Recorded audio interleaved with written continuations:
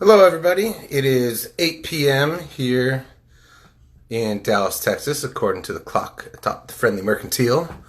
My name is Pete Friedman. I am the founder and publisher of CentralTrack.com. Because it's 8 o'clock, you know what it means. We are doing another one of our quarantine Q&As. It's been a wild day here at Central Track HQ2, which is what I've taken to calling my apartment. We had some weird interactions with Erica Badu today. I encourage you to check those out on our site and our social channels. But our guest tonight is going to be really cool and really informative. We've got the head editor of the Dallas Morning News joining us. His name is Mike Wilson. He's been the top dog at the DMN since late December. And we're going to be talking a little bit about how the daily paper of record here in Dallas, Texas is going about covering the local coronavirus stuff. And just how he thinks the media industry is weathering the storm at large through all that's going on. Lots to talk about. Hopefully it won't be too kind of inside baseball. But, if it is, I don't really care. I'm looking forward to picking the brain of the editor of the Morning News. It looks like he has joined the room. He's going to then request, and we'll get started here. But thank you, everyone, for joining.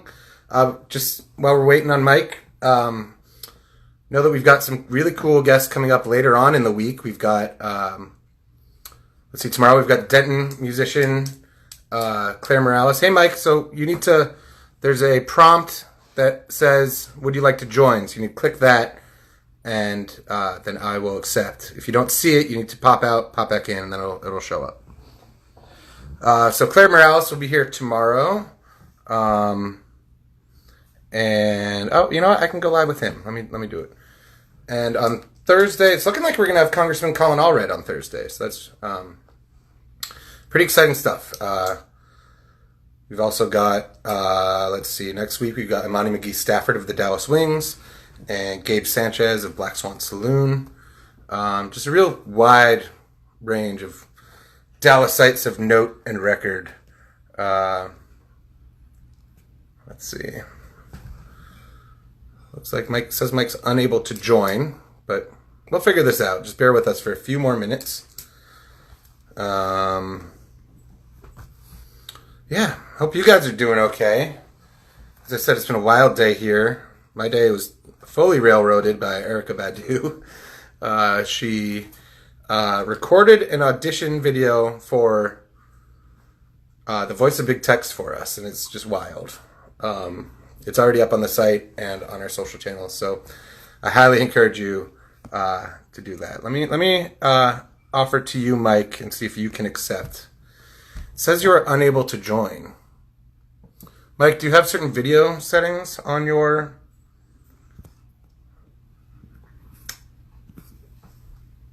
I don't know why you wouldn't be able to join. Everyone else has been able to join thus far. Maybe this is just social media taking it out against big media. I hope not. Let's see. I would say you're not getting any prompt. Like when you first join, there should be a little bar that goes across the bottom. But although I will say when I click on your name and say go live with M. Will Story, it says you are unable to join. Which is a new problem that we have not yet faced here. So I'm not entirely sure what to do. You might want to restart your app and then join again, Mike. It's really my best suggestion. That, or maybe you can switch over to the Dallas News account. Okay. All right. I hope the rest of you are doing okay. Hi, Victor Trevino Jr. I saw the Vandaliers in here. Shout out Vandos.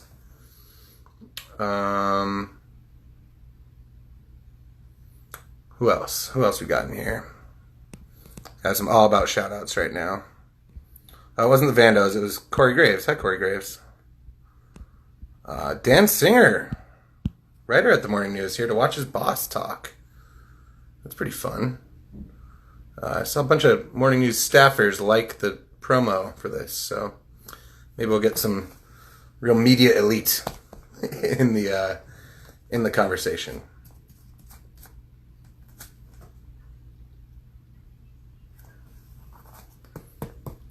It's a little warm in here. I'm going to turn on the fan. Hopefully that doesn't screw the audio up too bad. So give me 1 second.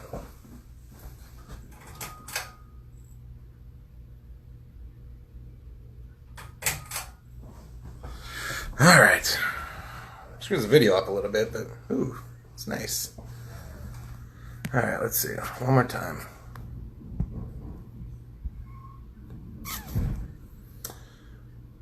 You know what? Mike, are you in here still? If you're in here still, drop a comment, because what I might do is I might back out as well, and then we both try again.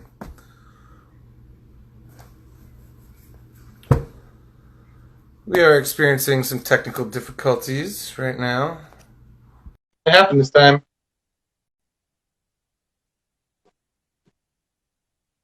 We figured it out, it looks like.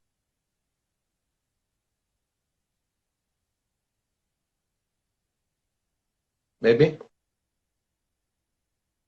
Mike, you might have to click something on your end now.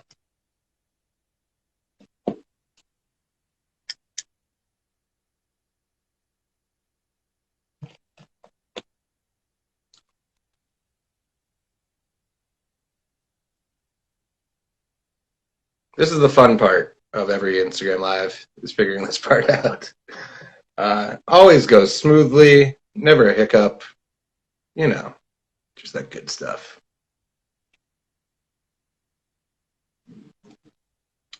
I sent you a request as well, Mike. Let me see. Why don't we both back out of those requests, or let's see. Oh, you know what? I will accept your requests. That should do it. Maybe. Such intuitive technology, and yet there's always difficulties. It says I'm waiting on you, Mike. I've got waiting for M. Will story, ...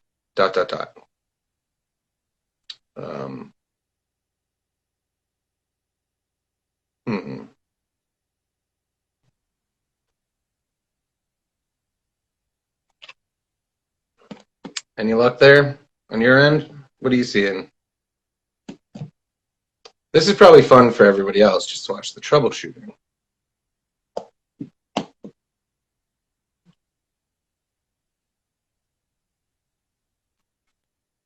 Okay, let me check your next request. Memo story, add. Are you getting a notification from me, Mike, is the question. Because I say I'm waiting on you when I click add. Oh, man. Hey, we figured it out. Right on.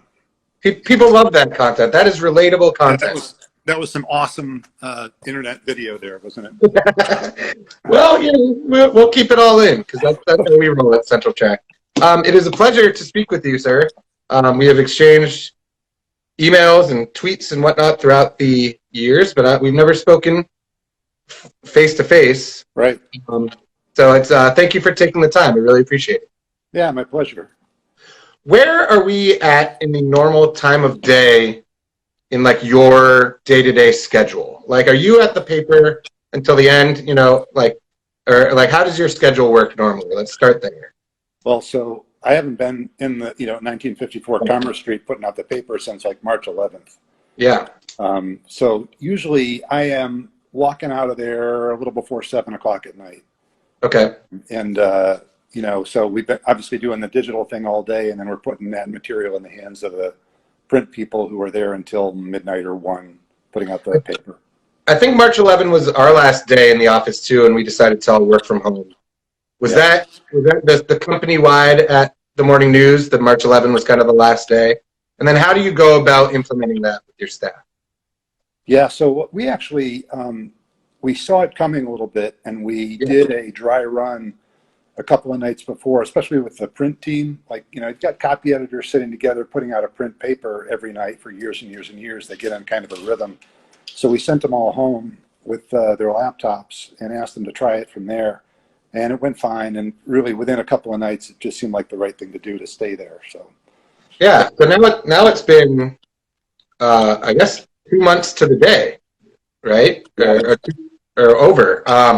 How have operations changed for you guys over the last 2 months? Just on big picture, we can zoom in a little bit more, but I mean, just as far as like logistical stuff, inter-office communication, that sort of thing. I think our communications are a lot more efficient and goal-oriented than they used to be. Like, okay, we're having a meeting, we're having a discussion, we got to decide something, let's do it. Whereas in the office, and you know this, it's like there's just a lot of kind of chance encounters with people and interactions that lead to an idea or lead to nothing or whatever, where you're just like hanging out with people a little bit. So it's just that those chance interactions are kind of gone now. Everything is scripted and planned. Yeah, I mean, there's a real beauty to the random newsroom interaction and the spark of creativity that comes with it, or just taking one person's germ of an idea and spinning it into a larger thing.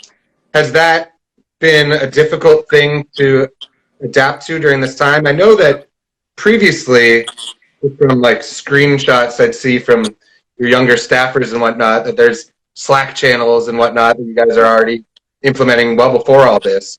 So, yeah, are you guys Zooming? Are you Slacking? How's the communication currently working? But not necessarily just between writers, but also with editors. Yeah, like we're Zooming and Slacking like crazy, right? So I mean, everything is a Zoom meeting now, but then Slack was and still is a huge channel of communication for everybody all day long.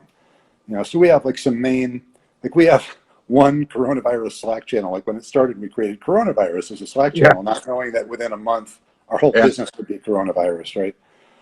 Yeah, it's nuts. I mean, what percentage of the DMN's content do you think is coronavirus related at this point?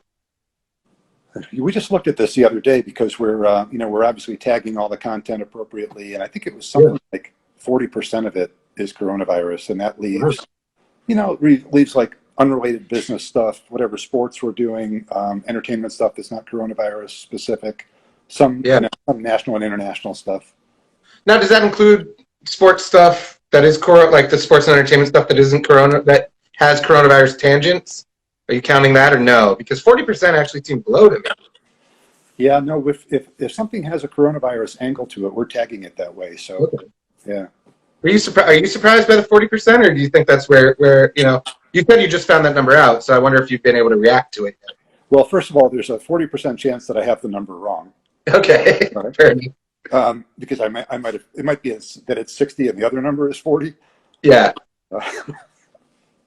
But I mean, that's good. I mean, how do you feel? I mean, that's a tender balance to walk, right? I know that's something that we're struggling with at Central Track. It's just honestly, it's emotionally kind of wrought to just produce so much coronavirus coverage when that's not necessarily what we're always used to. And we also want to make sure that our audience isn't just being slammed with coronavirus stuff. So how are you approaching that balance in general in the newsroom, or the virtual newsroom, if you will? Yeah, well, first of all, let me say, like, when I go on Central Track, I appreciate that there's something else to look at. Like, I was just listening to this new tune that you guys just posted. Corey, what's her first name? Raina Corey? Yeah, Raina Corey. Really cool. Yeah, here's somebody's new song, and here's like the story behind it. I appreciated that. And then the thing about just like having chefs order food and take a photo and talk. So it's actually photographers. It's out of work photographers. Yeah, and it's just that's kind of coronavirus tangent though, because those are two industries that are really getting hit by this. And we were just thinking, what's a way? Actually, the way that actually started was a reader of ours reached out wanting to help, and he wanted to do some sort of photo contest. And this is kind of after a couple of discussions where we came to with this. And that reader is now the author of that article. He has the byline on it. So it's really cool. It's kind of like, that's something that we've done a couple times over the years. It's like not quite citizen journalism. It's almost like citizen handheld journalism, because he had a great idea. And if he was willing to execute it and execute it well, I'm not going to get in his way if he wants to. So that was really cool. I mean, you get an interesting photograph. You kind of get to meet somebody new. It was cool. Yeah, well, thank you so much. I mean, obviously before March 11th, y'all were covering this stuff. At what point did it become clear to you that this was going to be the dominant story of the next foreseeable future? It really didn't become clear to me until, I guess I would say, when they canceled South by Southwest. Yeah. That was like, oh, wow. I mean, and in retrospect, we probably should have been able to conceive of this world better than we could. But, honestly, it just kind of crept up. And then when they canceled that, we were like, this is a very real thing. Yeah, that was, from my perspective, that was very much a moment where it actually still didn't feel real, because a lot of people were thinking South by Southwest was crazy. And there was some, not quite conspiracy talk, but there's chatter about, oh, well, they're waiting until a certain date because of their insurance, and they may or may not have a pandemic insurance, which pandemic insurance is something I don't think anyone even knew as a thing to discuss, from even asked that question 2 months ago. I think on our end, it was really, I think, the NBA when it became clear. Was that March 11th or 12th was that last game here at the AAC, right? It was I think the 11th. It would have been the Wednesday night. And that's kind of when everything went crazy. And we had Jalen Brunson from the Mavs on here, and he got to tell us a little bit about what it's like. Because I'm sure you've seen the footage where Mark Cuban saw his phone and then ran over to the bench, which is just, that was a kind of visual representation of, I think, what we all were going through. I was watching the game that night. Yeah. Okay. So did that shake you into place at all? Like, oh, geez. Yeah, totally. And South by, I think, was canceled a little bit before that, wasn't it? It was the Friday before. Yeah. Yeah. So I think that, we were sort of getting ready for that to come down. How, if at all, has, I imagine communication is just different because of the ways we already said. But I know there's the balance too of the coronavirus heavy coverage and not. But how are you guys communicating stories? Does it feel like business as usual, or do you feel out of sorts internally? It's really different. Like we have we've always had a morning story meeting where we talk about what's coming in the day, but now we've organized like a daily. It's basically the coronavirus morning meeting where 7 or 8 editors, picture editors, digital producers and stuff get on this call. And you're supposed to populate this story list ahead of time and then talk about, here's what we're working on. Here's what the governor's up to. Here's what enterprise we have going on. And I mean, it's the coronavirus morning meeting. Most of what we talk about there is coronavirus, but more and more there's some other stories creeping in where, there's just some other interesting news that we're starting to get to. Yeah. Is that something you're doing intentionally, or do you think that's just the natural course of story life? I think it's a natural course of things. I mean, you asked me before about how are we balancing the sort of dreadful coronavirus news with other things, and that's an issue for us. Especially for, I'm sure our print and digital audiences are very different. And our print audience, it's older people typically, and sometimes we just feel like we're hammering them with bummer stories, and we're looking for something that's doesn't feel like shit. On some days. So to just have a real interesting photo, or I know, like when there was a wedding in town a couple of weeks ago, somebody figured out a way to do a backyard wedding, and Tom Fox made some nice photos of it. So we made a little something out of that. Just trying to find some corner of the front page where that's not predicting the end of the world. Do you find that that's something you're balancing even in normal times, quote unquote? Because I think that's something that you hear a lot from audiences. Is all this bad news. Like there's that new John Krasinski YouTube series, Good News, specifically. Like, I roll my eyes a little at the premise, but there seems to be that notion amongst readers that media tends to be a little doom and gloom. Is that something you think about in your normal day to day? Something I think about a lot, and I try to be careful to not remedy it by pandering. Yeah. Right? So like if you want to tell somebody, if you want to tell a good story, then it's got to be authentically a story where somebody's actually accomplishing something good, or where you can come away from it feeling, a little kind of redeemed or lifted. But as soon as you start to pander, I think people sniff that out and they say, "Why don't you put something important on the page?" Yeah, it's quite the tightrope to walk there. Right. Do you I wonder a little bit about, so we're talking a little bit about, I guess, ostensibly about kind of reader mental health there, or like the perception of it. Do you have any sense of how the mental health of the morning news staff is right now? Is that something you're thinking a lot about? I'm glad you asked about this because it's something that I'm thinking a great deal about, and that we're trying to offer people a lot of resources. So, like, if you think about the people who are on my team, I mean, there's some, young journalists who are from another city where Yeah, they have some friends in the newsroom or whatever, but they're like stuck in their apartments. Their usual sort of social system is kind of not there for them. yeah, They don't really go see anybody. Then you've got people who are maybe taking care of somebody else, like a parent or children or whatever. Suddenly they're locked in the house with kids all the time, and they're trying to educate them and do their jobs. And we've had a lot of conversations about that. And early on, like in the first 10 days or so, I was sending out like a lot of notes to the staff, just to say, hey, we're still here. We're thinking about you. And one of the things I told them was every manager here is empowered to help you take care of yourself. Like if you're just shot and you just need to stop working, then just do that. And like all of yeah. our sort of, a lot of our like HR processes and stuff are kind of on hold. Like if you need to take time off, just do that. Just take care of yourself, because I think it's tough on people. Yeah, it is tough on people. I know I've taken a couple random days myself, and Alex Spicer, my editor, I've told the same thing too. It's just the thing we're really focused on is trying to recognize those days as early on in the day as possible so that everyone else knows and can kind of step up in their place, and not just waiting till the end of the day and be like, well, today was a shitty day. What are you hearing from your staff? Because I understand that, and that you do have a lot of young writers from other cities who don't have networks here, or maybe they're living by themselves. There are benefits to the technology, like of the time beyond just me speaking to you now. There's Zoom meetings and whatnot. I think that's something I learned early on, is just having a Zoom happy hour with some friends Right. can really turn an entire day around.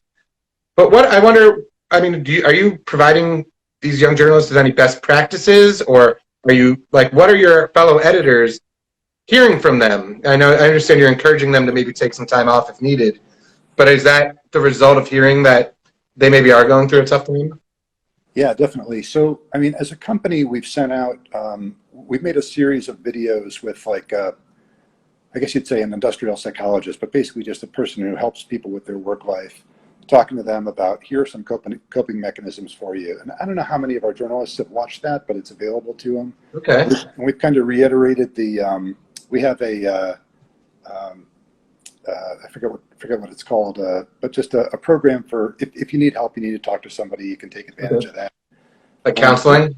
yeah, counseling. Yeah. More of what we do is like just sort of check-ins with each other. Like we've been doing some Zoom happy hours, Okay. or I get on with like team meetings, like the business team meets every morning, and I'll just get on the beginning of that call and say hello to everybody. Yeah. You asked me what I'm hearing from the staff. I mean, I think especially like the younger staffers, on one hand, they love the story and they're like Yeah. really jazzed to tell the super important story and they lay everything on the line to do it.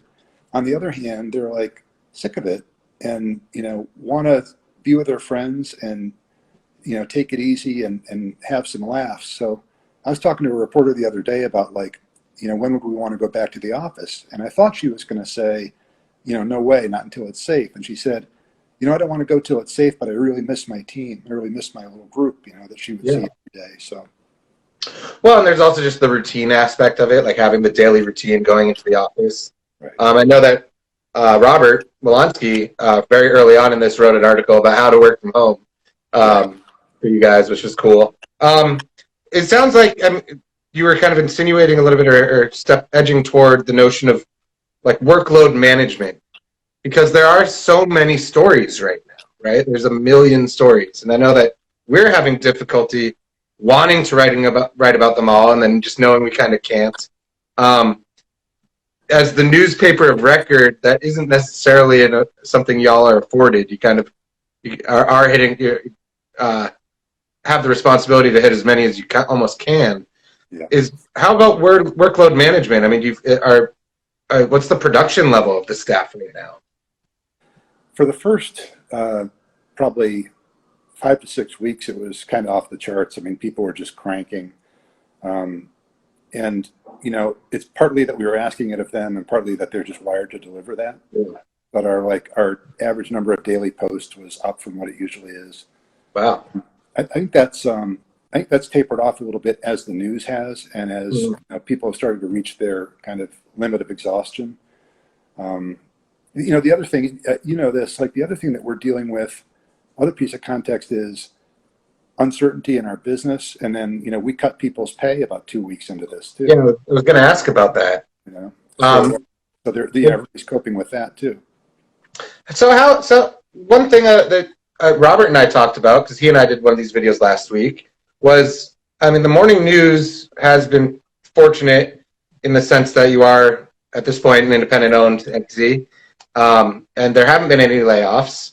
There have been layoffs at a number of publications. There's been furloughs at a number of publications, and just outlets in general, not just print or written word. But there were the pay cuts. So when did those get announced? Those like late March, I want to say. I think it was early April because they took effect like April 24th, and there was a 2 or 3 week sort of gap between when they actually were implemented. How is that something that you, as editor of the paper, have kind of any say in that discussion about it, or is that kind of a top-down directive? And then, Yeah. yeah, So I'm on the management committee of the company. So I sit, with the publisher and my other sort of vice president colleagues, and so we're in the discussion. Of course, it's the publisher and CFO and CEO's ultimate call. yeah, What they're going to do. But yeah, we're definitely in that discussion, and we were part of the conversation about knowing that our revenue would fall and we'd have to uh, save expenses. We were part of the discussion of how we'd do that. yeah. What was your initial reaction to that suggestion? And how did you go about then sharing it with the staff? Well, the sharing of the staff was done through a whole sort of rollout from the company wide that we worked on together, and so the kind of leaders of the company had agreed on that. But I mean, my reaction to the cuts was I acknowledged that there was going to be a giant, had to acknowledge there was going to be a giant fall off in revenue because and probably the same thing that you guys have gone through with there's no entertainment, there's no Yeah, I mean, we went down to zero. right, right. We've been able to get. We've been fortunate with Patreon and PayPal donations, Yeah. and then we did. We did close one sale, and we've got a couple more on the hooks that are hopefully going to float us through this. But you don't think of the morning. That's almost to be expected with a more kind of niche focused publication like us with a smaller audience. The morning news you don't think of on that level. I think at least from the outside looking in. You guys are this monolith with advertisers who've been with you for decades. Well, a big part of our revenue comes from things like department stores, furniture stores, and all those are closed. And we Yeah. have a pretty decent amount of entertainment advertising every Friday in the guide section. Mm-hmm. Those are big dollars, and that's what pays my people. So, like, I knew that we were going to have to figure out how to save money against that. So, I mean, my reaction was, I thought that we came up with a fair way of spreading the burden. Like the people who are paid more, lost more of their income, or at least a fairer way. Right. And I was glad ultimately that we didn't put anybody out in this economy. Like nobody was laid off into the middle of Yeah, that's pretty remarkable. filing for unemployment. Yeah. So that's kind of, I think I'm hearing from my staff too that people are grateful that we were able to do it that way, but also they're genuinely struggling with, a percentage loss of their income. Well, I know that pretty early on, again, probably around late March, a lot of these dates are pretty blurred, Yeah. I think, for all of us. But you did start, I know that maybe I didn't notice it before, and maybe it was something y'all were planning on anyway. But around late March, I noticed there was a little pop-up video from you kind of pushing subscriptions. Have people stepped up? Have readers stepped up? How are subscriptions doing throughout all this? Yeah, we actually made a public announcement about this today. So we had our first investor call. The company had the first public investor call in like 10 months today, And they talked about subscriptions in March being up 80% year over year or something. And in April, it was a little less than that. Again, I need to check these figures. It's sort of like my earlier 40% number, but it was, and then a lesser but still large amount in April. So people have stepped up, I think, because they want the news and information. I don't know if my little video encouraging the community, if that had anything to do with it, but overall. But it sounds like it was inspired, like the video was for that purpose, right? It wasn't just coincidental. Yeah, I mean, I think it was like, hey, we're here for you. Know that we're here for you. At no point in the video do I say become a subscriber or please support us or whatever. That's a message that they kind of gave independently of that. So my role was just to say, hey, we're here, we're covering this story, and then I'll let the salespeople say, come pay for it. That's a fun magic trick to try to pull up. One thing you did do pretty early on, and I was vocal about you guys. I understand the point of the paywall, right? Throughout all this. I know there have been times throughout the morning news recent history where the paywall has come down. I know I've been a little curious as to why local election coverage is behind the paywall, but I do know that you guys were pretty quick to put coronavirus coverage in front of the paywall.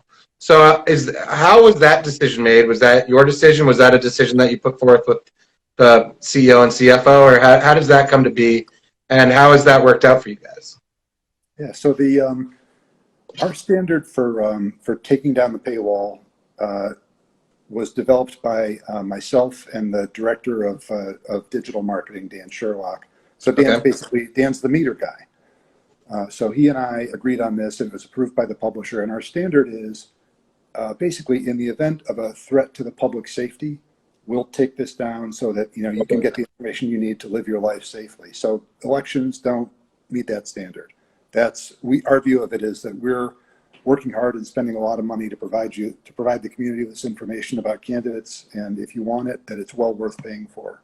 Okay. If your family's in danger, or you need to know something about whether it's safe to go outside, then we ought to be there. We ought to make that available to you.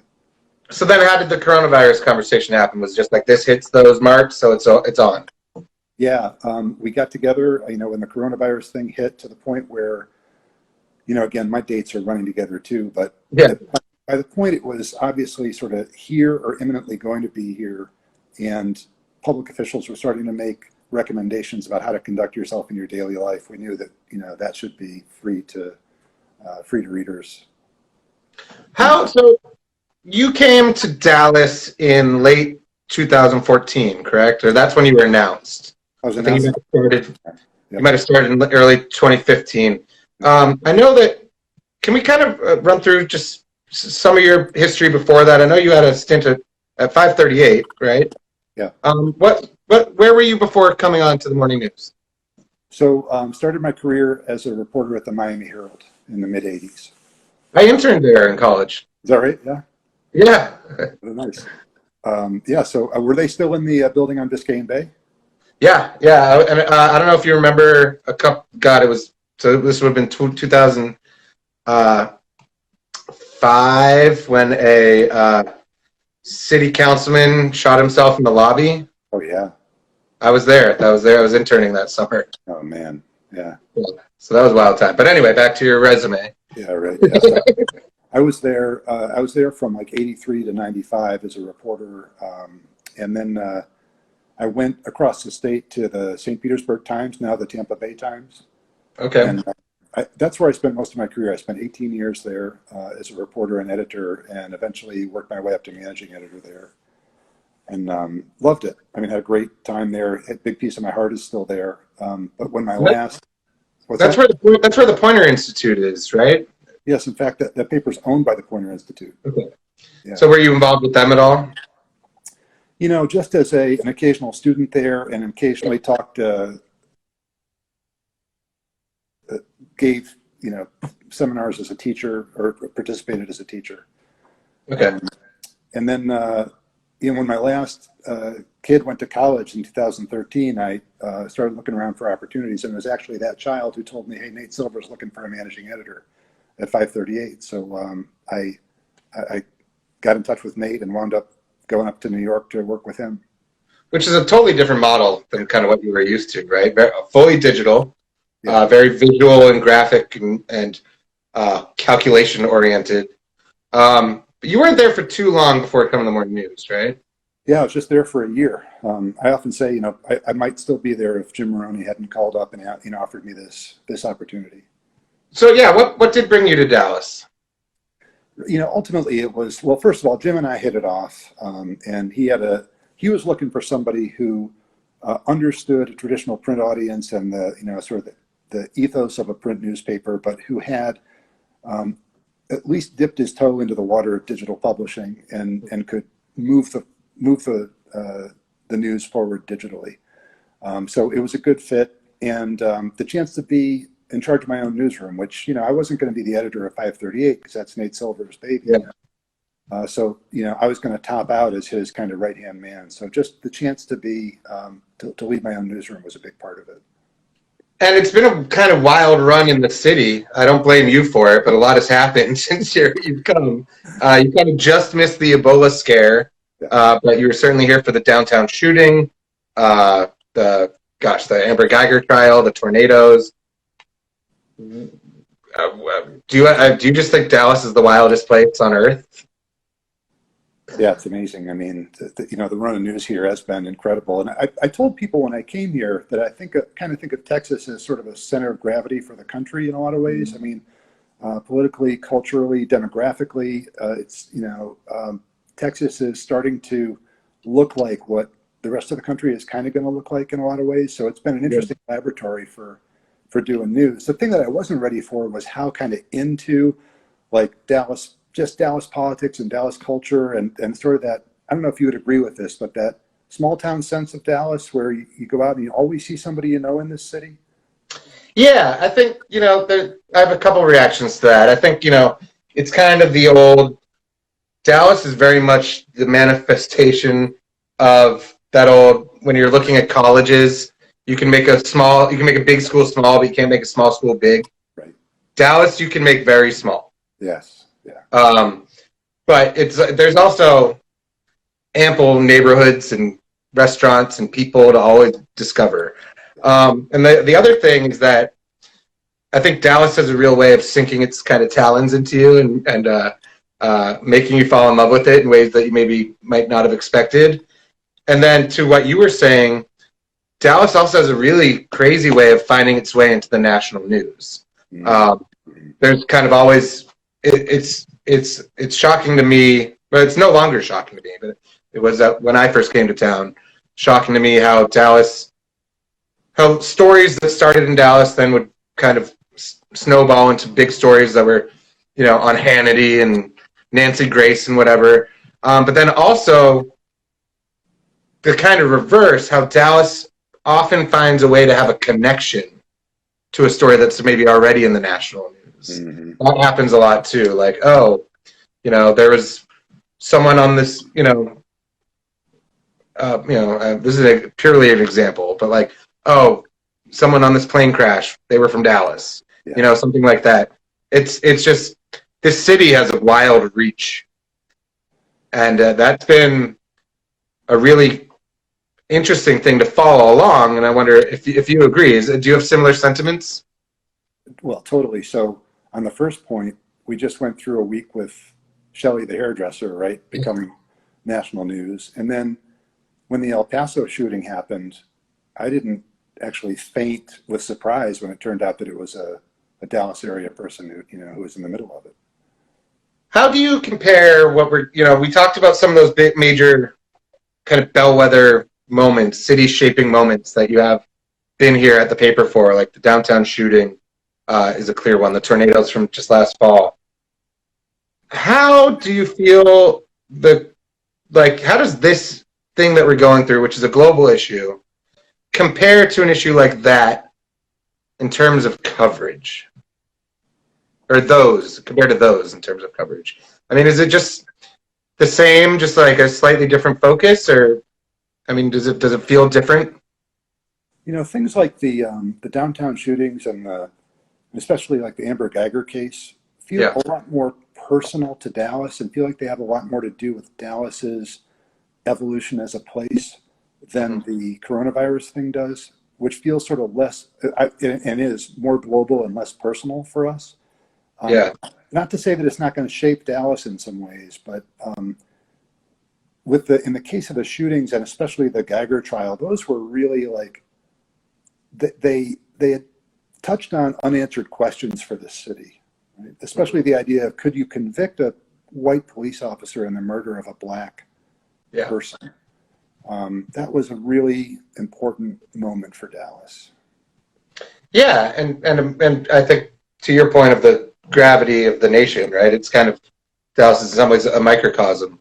One thing that you maybe is kind of a tangent to that is, you look at some other major dailies in the country, and some of them, like for instance, I think the expected ones like the New York Times, Washington Post, LA Times, will often write from a very national perspective.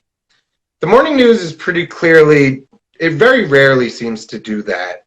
I don't know if that's a misconception, and I wonder if you could speak on that and how intentional that is. It's very intentional. So we are looking at the world through a North Texas lens, is what we say, through a Texas and North Texas lens.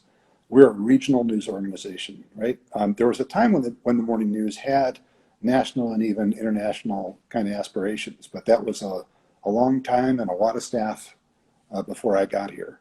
Yeah. Now our mission is to sort of serve Texans and North Texans with news and information they can't easily get other places. That's why, like when Todd Gilman and and his team in the Washington bureau, they're writing largely about Washington sort of doings as they affect Texas, or as they're seen through a Texas prism. So I think Todd today is writing about Anthony Fauci. He wrote about the Anthony Fauci hearings today, but he's also looking at, to what extent has Texas met the health standards for reopening. So that's the kind of lens that we put on it. Without giving away the story, what did he find? What's that? Did he find that we're living up to the standards? Oh no. How big is the staff right now, the newsroom? About 150. Is that how large was it when you started here? 300. How's that been to reconcile and just to face and deal with? I mean, are you covering significantly less than you were? Yeah. I mean, look, fewer journalists means less good journalism. No editor is going to tell you like we got better somehow by having fewer people in the newsroom. Yeah. It's been a market reality and a necessity to go through it. So, I mean, my approach to it has been to try to keep providing the most essential coverage of North Texas. So if something, and it's not that you ever want to lose any of it, but if you have to make choices, you try to choose the thing that you think matters most to readers, either because the market tells you it matters most to them, or because as part of your mission, they need to know it. So we've kept a heavy focus on investigative. We still have an Austin bureau. We still have a Washington bureau. Mm-hmm. Those things are part of our fundamental watchdog mission. And but we've lost some other things that we love. How does that play out in how you balance print versus digital content? The print. So what we like to say is that we're curating the print paper out of what we're doing digitally. So we're a website that produces a newspaper at the end of the day. Okay. Here's where that's a little bit disingenuous. Okay. We're not posting a lot of national wire stories on our site because people aren't coming to our site for that. But we are curating a national and international report for print readers who still want that and who pay us a good buck for it. So that's the one way that we're really not a website that puts out a paper. That we're still curating just for print. You'll see a lot of TV stations use a lot of wire stories. Why not? Why wouldn't the morning news be interested in that? Seems like in some ways easy page view grabs. Well, for our print readers expect it, but the best reason for us not to post a lot of wire online is nobody clicks on it. Really? So the numbers don't bear out that it's worth it. It just doesn't serve our ends. And now we're a subscription-based strategy, and so we want to give you something that, if I don't click on this on the morning news, I'm probably not going to find it anywhere else. I'm not Right. going to get the depth of coverage about, I don't know, whatever Clay Jenkins has done from any other place, or I'm not going to trust it as much. So I want to get it from these guys. The to speak to again to that kind of digital versus print thing. I know there was kind of a uh, there was a board meeting recently, right, with the kind of higher ups, and they were talking about those numbers that you talked about earlier with the subscriptions year to year. There was also a quote from the CEO, Robert, and I don't know how to pronounce his last name, Yeah, so Deckard, Deckard. Deckard, Yeah. where he even said he's not entirely sure how to turn the digital product into a profitable venture. I'm sure you're familiar with him saying that in there. How do you feel about that, and do you agree?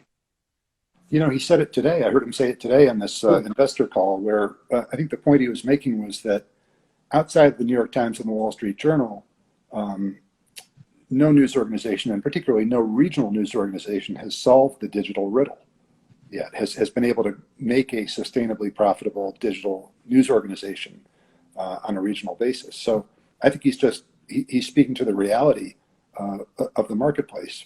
So, How do do you I? agree that that's a reality, and that's that? I mean, how do you climb out of that reality? Because that's kind of the future, no? Yeah, well, I mean, I think we're doing it. So, I mean, just because it hasn't been done doesn't mean I don't think it can be done. I do think it can be done, or I wouldn't have come here. We continue to grow digital subscriptions in spite of having a smaller footprint in the market. Our digital subs are growing. I think there's a growing willingness among readers to pay for digital news they can trust, which we Mm-hmm. never thought at one time we never thought they'd do. Our challenge, Pete, is we need to grow that digital revenue faster because the print subscription revenue and print advertising revenue is falling at a steady clip, and we need to grow the digital subscription revenue faster in order to cross this canyon. Does that fall onto your shoulders, or there? Like, I know there's a number of departments at the morning news that look at this sort of thing. How much of that falls onto your shoulders to try and figure out how to get the ship in the right direction? Yeah, I mean, it's a team thing. So the ultimate responsibility, right, is the publishers who's running the business. But as a member of his team, I've got to deliver the news and information that people want, and then work with my colleagues to make sure we give it to them in a way, digitally and print, that they want to pay for it. One thing that we found at Central Track throughout all this is our numbers are just kind of through the roof. And that's a really difficult thing to reconcile because we've lost a lot of sales. I don't need to know the specifics, but just kind of from what I've heard is that numbers are up at the morning news as well. Is that fair to say throughout all this? Digital traffic? Yeah, traffic. Yeah, Oh, page yeah, views. yeah. It's way up. I mean, are you at like? Or I might have. I think I might have actually seen this now that I think about it. I mean, are you guys at like your best traffic ever? How does this moment traffic wise compare to past moments? I think it is. It's about as strong as it's ever been. Yeah, I think it is. Now, we had higher monthly traffic at a time before we had a pay meter. So Sure. the pay meter will tend to depress traffic a little bit. So Yeah. in the pay meter era, it is certainly the highest it's ever been. I think that's the looking at that. There's kind of two things to consider. Are we doing? This is what I'm thinking. That you're probably thinking the same thing. Are we doing good work, or is it just that people have more time and are just starved for content? And I wonder where you fall on that spectrum as far as how the morning news is doing. I do think that in this moment we're doing essential work, and that people are turning to us and getting really important news about their community that they need. So I don't doubt that we're doing good work. I mean, I always want to be doing better work, and I think we do plenty of work that's just fine but doesn't matter enough. So that to me is the struggle, is to try to always get the best and most relevant um, you know information to readers. I don't think we kill it every day. Yeah. Well, I will set up this next question by letting you know that my follow up is I want to know the work you're proud of during this time from the morning news. But before we get to that, because you brought it up, what are the ways the morning news can be doing better at the moment? I think we could break more news, be in better touch with our sources, which is tricky when we can't see them in person. Yeah. To make that extra call and check in, make sure we know what's going on. I think that there's plenty of graft and grift and wrongdoing and corruption for us to still find in this city and in this state. That's always there for us to pick out. I mean, you're never going to catch me on a day when I say I'm satisfied that that we've given readers everything they need. I mean, but isn't that to a degree some of what we were talking about earlier with the staff spread thin and dealing with stuff? Don't you kind of have to acknowledge, like, maybe we are going to not hit some of these things right now? In a way, but I mean, I kind of look at it the other way. Like if I gave you, you guys, I'd see what you do with a small group. If I gave you 150 people, I mean, how much could you really cry about it? That's a bunch of people. Oh, we'd be doing more than you guys, trust me. What we do with 2 people, I think, is remarkable. But that's another conversation for another day. Absolutely. So I mean, we've got a lot of people that we can send out there. It's not as many as we used to have, but I don't want to sort of be all nostalgic about how it used to be. Like we have good people and they're here, and we need to go out and do good stuff. Yeah, I understand the desire to be forward thinking. I think that's what the industry has to do, and I think in many ways that's where the industry has faltered over the last couple decades, and just resting on its laurels and its proud past and not looking forward to the future. That said, I do, these past 2 months, I genuinely do feel like the morning news has done a really strong, bang-up job with its coronavirus coverage. My old friend and employee Obed Manuel has done some great work over the years and for you guys, and he's been great during all this. I know that he is now no longer a Report for America fellow, but a staffer, which is amazing. Yeah, you made the right call there because Obed's incredible. Yep. But what are some of the pieces that you're proud of that you guys have done throughout this? Because I know that's not just, there is a lot of the breaking news item, inverted pyramid, straightforward stuff, but there's been a wide variety of content that you guys have produced, and I was wondering if there's anything that you wanted to call out in particular.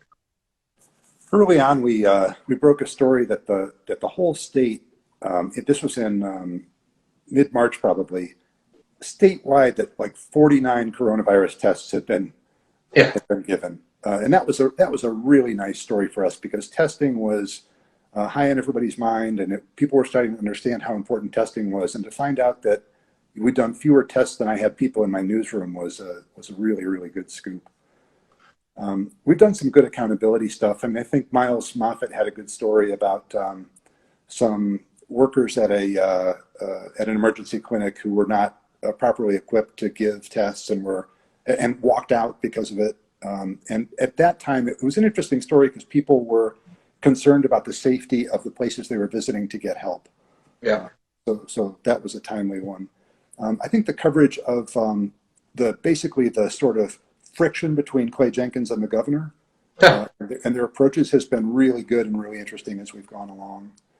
And then on the feature side, Brad Townsend had a nice piece about this family that where the sort of patriarch died and they kind of couldn't get together and bury him or have the usual celebration, and just that sort of suspended animation of grief that a lot of people are in. I think there was some universal value to that. And then I really like, and this your thing about the photographer project reminded me of this. Our art staff just putting the word out to local artists saying, what are you working on? What are you thinking about? And we've made a couple of Sunday art sections about that. That was, for me as a reader, some nice relief and kind of made me feel connected to the community. Yeah, I mean, there's just a lot of ample ground for that kind of relatable coverage right now. Like, we're all in this together. Let's talk to someone, see how they're dealing with that stuff. Yeah. You mentioned that notion of kind of features and breaking news. I know just from what I read about, you throughout the years that, where are you walking around to? Yeah, I'm trying to get my cord. I want to plug in because I'm afraid I'm going to lose you. Okay, great, sure. But I know, your name, you named your dog Story because you're all about the details and whatnot, of the kind of narrative feature. Is that stuff kind of the narrative feature stuff? I know you guys don't do it maybe as in depth as a magazine might. But how much of that stuff is a priority at the moment? Yeah, so that's I came up doing that stuff. When I was at the Miami Herald, I was at the Sunday magazine there, and so my training was in narrative storytelling. Sorry, and then in St. Pete, I was the head of the enterprise team there, and we had a bunch of great writers on that staff. So it's a value that I've wanted to bring to the Dallas Morning News, and we've done some really good ones that I'm proud of. I'd like to. That's one when you say what I'd like to be doing more of. My staff knows this. I'd love to be trying to carve out time to tell some more in-depth stories. How are you guys balancing that time though? Because I don't necessarily expect you to have the answer, because that's what we're having difficulty with too. I mean, do you have certain people who are on those beats versus? I mean, there does seem to be very much a all hands on deck mentality right now over there. I've seen, I think more than ever, multiple byline stories. Yeah, there is right now for sure. I mean, right before this happened, we published a two-part piece from Charlie Scudder about the killer who was, going through the senior living communities up in Collin County, and that was one where we decided, okay, this is a piece where we're really going to invest some time, reporters' time, photographers' time in it, and really blow it out. And Charlie's a suburban news reporter, but he had a great piece and a big opportunity. So do you have time right now to to put a reporter on more enterprise thing, or is it you're just so kind of in the thick of things that doesn't make sense? Yeah, we always try to have at least one big enterprise thing going on. So actually right now there's a photojournalist who's on a really interesting, though coronavirus related enterprise thing, but it'll be time consuming and a large publication effort. At the very top of this call, you mentioned a reporter that you were talking to who mentioned kind of being ready to go back to the office. Media is essential business in the eyes of every legal kind of statute that matters right now. Yeah. What are you thinking as far as when the morning news might go back to the office? The publisher is starting to pull together a bunch of the senior leaders to talk about that, and our HR director is doing a lot of research into how other companies are looking at this, both in the U.S. and globally. Like, what practices are they putting in place to keep people safe, and how are they making their decisions? Our company has made a decision to be basically a follower on this. Like, we're not trying to make history by going back first. Sure. We want to see what some other places do, especially since in 8 weeks we've learned that we can function pretty well the way things are going now. I do believe that there's something lost by not having those serendipitous moments and team meetings and everything. So we want that ultimately, but we don't have to rush back. So we're trying to figure out how to go back in a way that's safe and will make us better than we are today. By that same token, I imagine you can't scale back the coronavirus paywall forever. Is that a discussion you're having? It is. As a matter of fact, what's free right now is it's a pretty limited menu of even coronavirus stuff. It's free. So okay. So how has that been? Is it more limited now than it was, and how so? Yeah. So I mean, when we first dropped the paywall, anything tagged coronavirus was free to our readers. Okay. Now we've sort of pulled it back more to be in line with our principle, which is if it's of safety concern for the community, that we're going to give it to you. So if the governor or Clay Jenkins makes a new rule about how we're all supposed to move around, then that's always going to be a free story. But if Mitch Schnurman does an analysis of how coronavirus is affecting the oil industry, that's not. That's okay. When did that change start to take place? We kept it wide open for, I don't know, probably the first few weeks, and then we tightened it down a little bit after that. I couldn't tell you the exact date. But it'll maintain kind of life and death or health stuff moving forward. Yeah, for sure. For how long? Just until. I mean, foreseeable future. As long as there's people getting this disease and dying of it in this community, or if you can imagine in 10 months, if there's a system of vaccinations that's announced where here's where you go to get your vaccination, I'm sure we're not going to be charging readers for that story. Well, hey, Mike, real quick. I'm about to get cut off in 10 seconds. This has gone very long, and I appreciate your time, but I would like to say goodbye and wrap up a little bit. So I'm going to hit end, and then will you rejoin me real quick? Absolutely. All right, great. Okay. Hello, folks. It's me still, Pete Friedman, founder and publisher at CentralTrack.com. I'm wrapping up my interview with Mike Wilson, editor of the Dallas Morning News. He's going to rejoin me here any second, so if you guys were following with us before, we're just going to wrap up probably a couple more minutes and finish our conversation. We've been discussing the way that the Dallas Morning News has been covering coronavirus and just media at large throughout all this, and Mike's been very forthcoming, so I appreciate it, and I think it's been an interesting talk, and I think you guys might enjoy it too. Okay, there we go. That's right now. Should be. Okay, way better this time. Now you've got it down to a science. Okay, you were saying before I kind of cut you off there. Well, what were you saying? I think I was just talking about that we're not going to charge people for, vital information about how to get the vaccination or whatever comes up like that. But, just stuff that's going to keep them safe in a time of crisis, that'll always be free by our standard. How do you feel, and it's something that the presidential administration has been kind of admonishing the media throughout all this, but also kind of throughout their administration, but it's kind of specifically through this. How do you feel about that rhetoric? I imagine I know how you feel about that rhetoric, but how do you feel that the media is responding to it? Because I think this is a difficult situation for a lot of us. How's the media responding to what now? General, to the coronavirus right now. Like, are they going too far? Are they not going far enough? When you're I imagine I look at other coverage all the time as a barometer for what we're doing, and just a sense of what's out there. I think that's important for any journalist and any editor to just kind of get a sense of the landscape at large. And I guess what I'm asking is, what's your sense of the current media landscape amidst coronavirus? So let me talk about what I think of as the legitimate media, which I would kind of characterize as news organizations that admit their mistakes.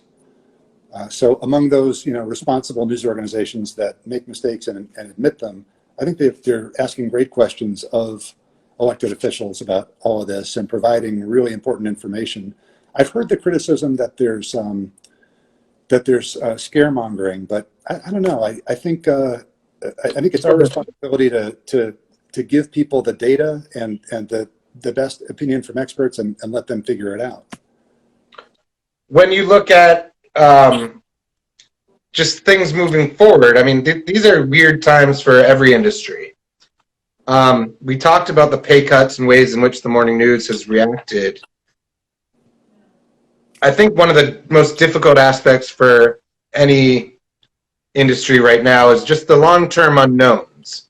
But I think at this point, we're 2 months in, there's probably been some discussion, or at least thinking, as far as what the future may hold. Mm-hmm. What are your fears of where things may go from here? What are your expectations? And what are your thoughts about what's next in the media landscape? I wouldn't say that I'm afraid of anything. I do often say to my staff, though, that I recognize that we live in a time of existential crisis in our industry. Sure. Yeah. Because we don't know how journalism is going to be funded in the long term. My view is that we're going to be a profitable and successful digital news organization in this city for a long time. But what it's going to take to get there in terms of the size of staff we'll have and how much good journalism, how much of a difference we'll be able to make until we get there, that's the real challenge, right? I came here, there are 300 journalists in the newsroom, now there are 150. I think that's been a necessary part of the journey that we're on. I would not like to lose another person, and I'd like to come out of this with this and more, but I don't know. Is that something you're wrestling with internally? I think it's, I don't want to put words in your mouth or make you say anything you're not going to say, but I think that if this thing stretches on for too much longer, or if there's a second wave and that there's no advertisers to support, there's got to be another shoe has to drop. Eventually, but we're in. I mean, and this is public information. We're a public company. We have $40 million in the bank and no debt. Okay. And so there's a lot of news organizations, a lot of good news organizations with good people at them. That every dollar they make, they've got to give 60 cents to a bank, and it's really tough to do business that way. So we are in very, very well positioned to get through not only this, but to be one of those first regional news organizations that figures it out digitally. Well, that's encouraging. So you're confident that well, at a pay cut rate, right? Things are some sort of status quo will be able to be maintained. I think we're going to win. I mean, confident is always a difficult word in the middle of a global pandemic and a cratering news media business, but we're really well positioned to do well here in the long term, and that's what I'm in it for. Do you think that this situation with maybe some of the digital stuff and technology that everyone's had to learn, I mean, does that position you better for post-COVID lifestyle? I think so. Yeah, we've like the big thing for us, Pete, was we moved to the ARC.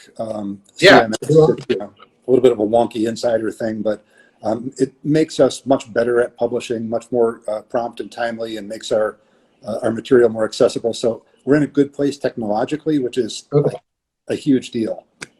Oh, I thought you were about to talk about the new offices, but you're talking about like your internal computing systems. Yeah, like what we publish our website on is a really effective system, and I mean the offices are really cool too. We're super happy in there. The carpets are clean. It's great. They're really clean right now, I imagine. Well, Mike, I don't have too much else to talk about. You've been very gracious with your time and forthcoming in your answers, so I very much appreciate it. It's a pleasure to just speak to you. I know we both, around Thanksgiving every year, we almost crossed paths a couple of years ago because I go to the Needham-Wellesley game every year because I'm from Needham, Massachusetts. Oh, that's great, yeah. And then I think I tweeted you that I saw you on the plane, or maybe at the game, and you have a connection to Wellesley, I suppose. Yeah, my wife's best friend is from there. Okay, well, it's an okay town. It's no Needham, but that's for another discussion for another time. If people are, I would like to give you an opportunity. We've had some people watching throughout this. This is going to go up on our YouTube and our Facebook tomorrow. So this will live in perpetuity. But I wanted to give you a chance to kind of promote a little bit. Are there any specials on subscriptions right now? And when someone buys a subscription, what are they doing? Like, make the sales pitch. Yeah. So, right now, I can get a promo code and put it out there on Twitter with a call out to Central Track folks. Yeah, make the password Central Track. Yeah. I mean, the standard subscription, digital subscription, is about $12 a month. I mean, what does it do? I mean, I think it keeps people in this community in trustworthy information and keeps holds elected officials to account. Hopefully, shows them a good time from time to time with some of the things that we do. I really think that having an informed community is so important. There's so much. There's just a river of bullshit running out there and nonsense, and we're trying to counteract that as best we can. I think we do a good job of it. Not a perfect job, but a consistently good job. And I think we're just a much poorer community and city without good journalism. Well, to that end, let me. Obed just dropped his code in there, so thank you, Obed. We appreciate you.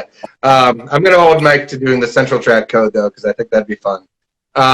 I would be remiss if I let you go without asking you about two recent media developments in town. One of which is Robert stepping away from the morning news, and I guess he's still contributing in some capacity here and there, and he's written a handful of pieces since his departure. But what is that loss for the morning news, losing that voice of Robert Bolonsky? Yeah, I mean, it's heartbreaker for me. I mean, I made Robert a columnist, and it's one of the proudest things I did as an editor. And I think he's one of the best city columnists in America, and I've told him that a lot of times. Entered him in the Pulitzer Prizes a few times for his columns. Wow. I think he should have won it. But I also get that he's been writing stories. He probably told you this since he was a kid. He just felt like he needed to do something different for a little while, and I love the guy, and so it hurts, but I want him to do what he wants to do. So I tried everything I could to keep him, and he just said, Mike, I just gotta do this thing. What is the expectation moving forward with Robert? Like, is it every couple of weeks, or is there just kind of when inspiration strikes? It's loose, yeah. Okay. You reminded me, this wasn't one of the two I wanted to bring up, but you mentioned Pulitzer, so congratulations to Tom Fox for being finalist. That was an incredible photo. For people who don't know, it was with the kind of rogue shooter at the downtown Federal building, and Tom caught him just kind of skulking around the corner with a reflection. It was the reflection that I think made every editor feel like this is an incredible photo. What does Tom and that nomination mean to the Morning News? Well, for one thing, it's just Tom is so beloved in our building and in the industry that you just feel great about somebody like that being recognized. Might have lost you there, Mike. Oh, sorry. Did it? I was saying Mike, that you there? Yeah, I am. Okay, sorry. Yeah, you cut out.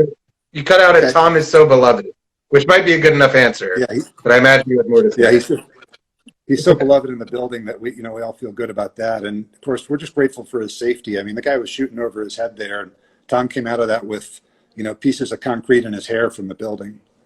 Yeah, just an incredible photo, and like the kind of thing that when the downtown shooting happened, the cop shooting of after the Black Lives Matter, or not Black Lives Matter, but police brutality protests. I had an intern there just covering the protests, and that was just like a shot to the heart. Be like, oh God, I hope he's safe. What did I do sending this guy to that? Yeah, and it's probably similar feelings that you had that moment, that day. But the last question is a very new development. Jim Shute, long-term city columnist at the Dallas Morning News. He was not mutually let go from the paper. Jim is a longtime voice at the Observer, a colleague of mine from when I was there with Robert and him. I think it's a major loss for the city. He's kind of able to cover stuff that you guys even aren't able to. And I just wonder what your thoughts are about a loss of voice like that in the community, and what that maybe means for the state of journalism outside of the Morning News' walls. Yeah, when I said before, fewer journalists means less good journalism. Yeah, I think that Schutz is a bigger loss than most. I mean, that guy's got a very long, distinguished history in the city. He's made a difference in the city. I have a feeling he'll continue to make a difference in the city in some way. But I feel bad for friends and colleagues at the Observer, which we need the Observer. We need the Observer to be strong and to do well and to criticize us. Yeah. And I think it's a shame that it worked out this way for Schutz. He's been a pain in the ass, to me as editor sometimes, but that's part of the job. That's the job description. Yeah, okay. I mean, listen, I've called the Morning News out many times from Central Track to you guys, so I appreciate you being a good sport and accepting that criticism and taking the time to come on and speak with me tonight. I've taken up too much of your time already, and I appreciate the time. It was a pleasure speaking with you. It genuinely was. And hopefully we'll talk again one day down the line. But thank you so much, Mike. Everyone else who's watching, tune in again every 8 p.m. Monday through Thursday. We're doing this.